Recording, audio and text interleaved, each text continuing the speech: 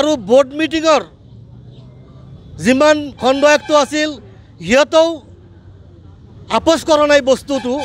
কিন্তু পিছদিনা 18 তাৰিখে তেওঁ এনঅ'চিখন দিলে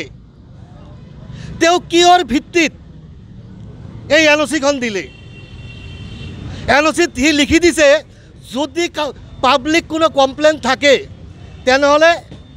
সেইটো ঠাইৰ পৰা বেলেগ ঠাইত স্থানান্তৰ কৰা হ'ব আমি সিহঁতৰ এনঅ'চি দিয়াৰ আগতেই পাব্লিক কমপ্লেইন কৰিছোঁ যদি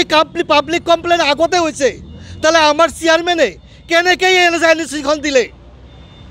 2 নম্বৰ কথা য'তে নেকি তেওঁ এনঅ'চিখন দিছে তাৰ 100 মিটাৰৰ ভিতৰত আমাৰ এখন শিৱ মন্দিৰ আছে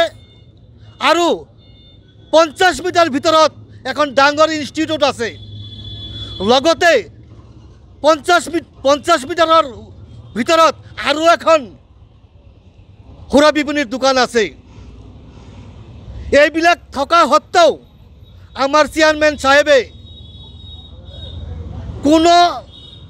ইনকোয়াৰি নকৰাকৈ কেনেকৈ দিলে আৰু যদি তেওঁ ইনকোয়াৰি কৰিছে তাহলে ৰাইজৰ আগত তেওঁ স্পষ্ট কৰক যে আমি ইনকোয়াৰি কৰি আমি এই এনঅ'চিখন দিছোঁ আৰু বোৰ্ড মিটিঙত প্ৰত্যেক খণ্ডায়ুক্তই যেতিয়া নাকচ কৰিছে যে এইখন দিব নালাগে তেওঁ আমাৰ ৰাইজৰ আগত অৱগত কৰক কি হিচাপত কি ভিত্তিত কি গ্ৰাউণ্ডত তেওঁ এই এনঅ'চিখন দিলে এখন মদৰ বিপণীৰ এনঅ'চি দিবলৈ গ'লে কমপ্লিট তেওঁ ডাটাখন চাব লাগে যে কি সিস্টেম আছে কি ল আছে তেওঁ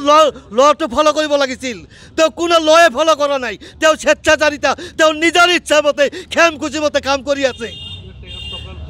আমি এইবিলাক নকওঁ কি কৰিছে তেওঁ আমাৰ খাৰুপেটীয়া ৰাইজক অতিষ্ঠ কৰি তুলিছে আমি ইমানখিনি তেওঁ খাৰুপেটীয়া ৰাইজক অতিষ্ঠ কৰি তুলিছে তেওঁ একনায়কত্ব চলাইছে আমাৰ খাৰুপেটীয়া নগৰ সমিতিত আমি বিচাৰি আছোঁ তেওঁ যদি যিবিলাক কাম কৰিছে ৰাইজৰ আগত তেওঁ কমপ্লিট কথা ক'ব লাগিব কি ভিত্তিত কৰিছে আৰু যদি তেওঁ ক'ব নাপাৰে তেওঁ স্বইচ্ছাই এই নগৰ সমিতিৰ পৰা পদত্যাগ কৰিব লাগিব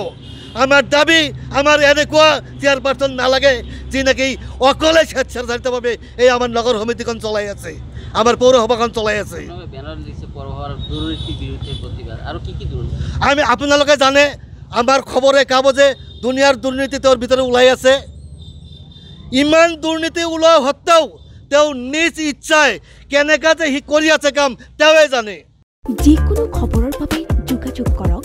7099017330 অথবা 7099017990 নম্বৰত